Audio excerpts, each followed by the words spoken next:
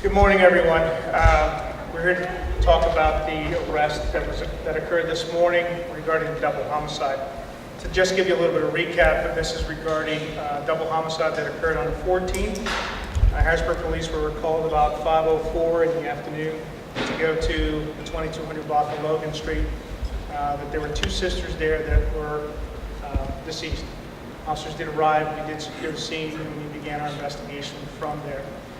That investigation culminated this morning at about 6:15 with the arrest of Jeremiah Battle. Jeremiah Battle is 22 years old. We did use the Dauphin County Crisis Response Team to initiate that arrest this morning. We're still working on several different things. This case was a very difficult case and required a lot of man hours from the officers. Harrisburg Police and other law enforcement agencies put in close to about 1,000 man hours to solve this case. It was very good work on everyone's part. We do want to reach out to various families of Natasha Horner and Kalia Deering, but also to the Battle family. So this is affecting several different families here. So with that, I'll leave that with there.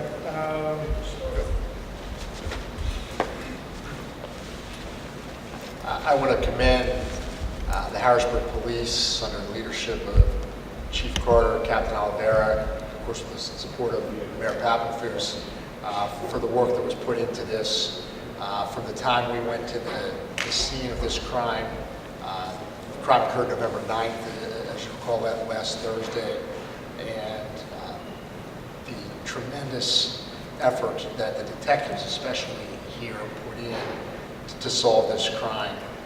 It was a difficult case. It wasn't a case that was readily solvable last Thursday evening, but through some good police work, through cooperation from those in the community, giving us information, and we can't stress that enough. When we get cooperation from the community, these cases get solved.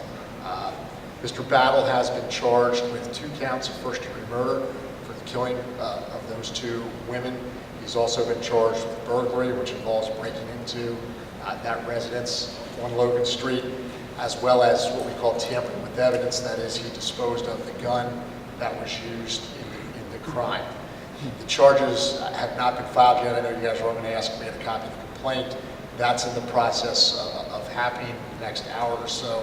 The charges will be filed. I can tell you ahead of time that there's not going to be, since he's already in custody, there's not going to be an affidavit of probable cause, which normally gives you guys more information. In this case, there will not be that affidavit of probable cause. It'll just be the criminal complaint that lists the charges that I've outlined. This case will be before Magisterial District Judge Barbara Pianka. She will schedule a preliminary hearing then at some point in the future. Fran Chardo, who most of you know, my first assistant DA, will be handling the prosecution on behalf of the District Attorney's Office. And Fran's been involved throughout the investigation with Harrisburg Police in preparing search warrants. We also want to thank, as Gabe said, the Crisis Response Team for coming out this morning and helping execute the search warrants that were executed at that time. Can't give a lot of details at this time about the factual basis for our charges, other to suffice it to say that we have sufficient evidence to place Mr. Battle at the crime, and that he's the one who committed these horrible, tragic murders. But again, great police work. Kudos to the next man. I'm going to turn this over to Chief Carter. Thank you, Mr. Marshall. Congratulations on your victory. You're on the bench as one of our judges. Mayor, Mr. Chardo, Captain, what I have to say will be really, really brief. I just want to congratulate the detectives that we have working for the city, the officers who arrived first at the crime scene.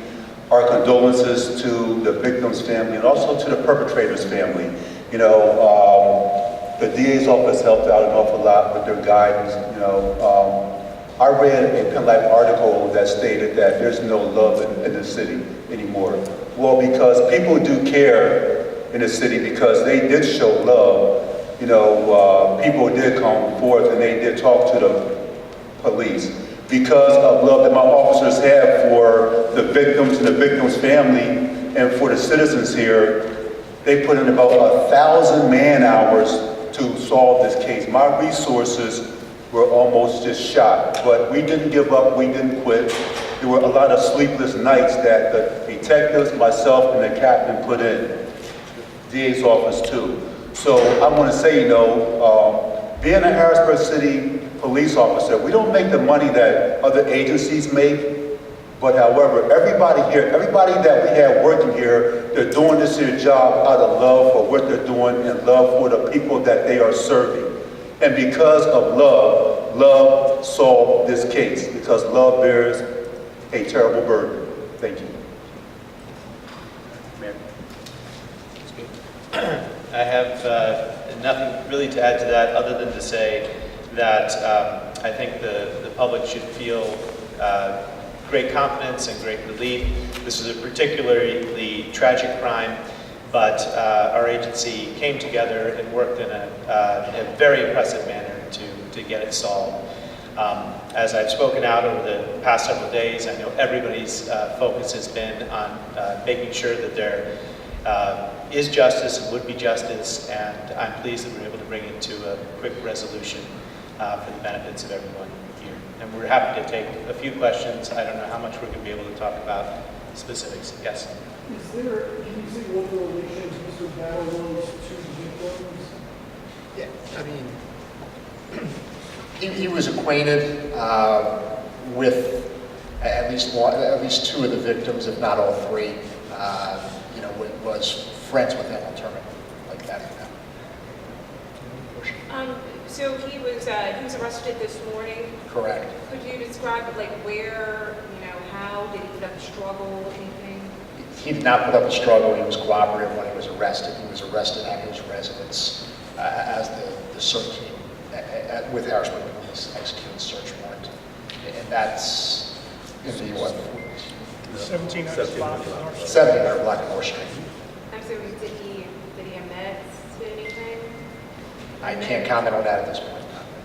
Do we know, but do we know what may have led up to the shooting? That's still under investigation. So still very, you know, the investigation is still continuing, but we wanted to get the word out to the public.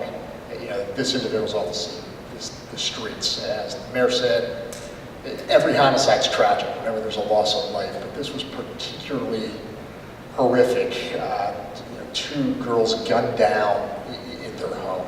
You know, fortunately, it's not something we see too often, but you know, through good police work, to help the prosecutor's office, you know, we're at a point today where that individual's off the street and facing, you know, at least you know, some serious consequences. If you can you clarify for us the timeline of when the girls were shot? They were shot at some point last Thursday. You don't know during the day? Something, well, we're still working on that. Some point after midday on Thursday, and obviously prior to Thursday evening when we were all up there. You just mentioned there was a third victim. Can you clarify the names? Two victims, but there was a third sister who was in the home. When it happened? At that point in time, we're still investigating what her whereabouts were and exactly what, you know, where she was. You know, we'll have more information on that later. You said that the individual broke into the home? Correct. Okay. Did he steal something? To our knowledge, that's under investigation, not that we're aware of at this point in time. Okay. A burglary doesn't have to necessarily involve a theft. It can be breaking into a home to commit an assault or another crime. So at this point, do you know, was his intent to kill, or could there have been some sort of argument that led to? Well, we're charging with first-degree murder, which by its nature alleges that he had the specific intent to kill. Now, keep in mind, at this point in time, these are merely allegations. He's presumed innocent up until he would be proven guilty beyond a reasonable doubt in court of law. You also mentioned that think he disposed of the guns. Correct. there. Did you guys find that? Was that in the? No, we have not found the gun. Police are still working on that, trying to find that gun. But that's why he's charged with tampering with evidence and disposing of the gun. So we're hopeful we can locate that. You mentioned the help from the public. How vital was the information that you got from witnesses, people that might have known something? Always, you know what, and a lot of times, it might not be the most, to you or me, it might not seem that important, but just we got good information from individuals about different things they saw during the course of the day that surrounded this, which is so important to put a case like this together. Would you say the community was, because, you guys know, obviously, you get sometimes limited amount of information. Absolutely, the community was cooperative in this case, which makes a big difference. As you know, and the chief rails against this all the time, oftentimes we have individuals that are resistant to cooperating. When we get cooperation, police can do their job and make arrests. Do you think that people were a little bit taken aback by this particular crime? Could be. I'd like to hope we'll see this going forward, in every case, no matter what the circumstances of the crime, but that might have played a role in this. This was, particularly tragic. So this individual, you said he had, I guess, a friend relationship, so did he frequent the home? Was he? I can't really say at this point in time. Okay, thanks everybody.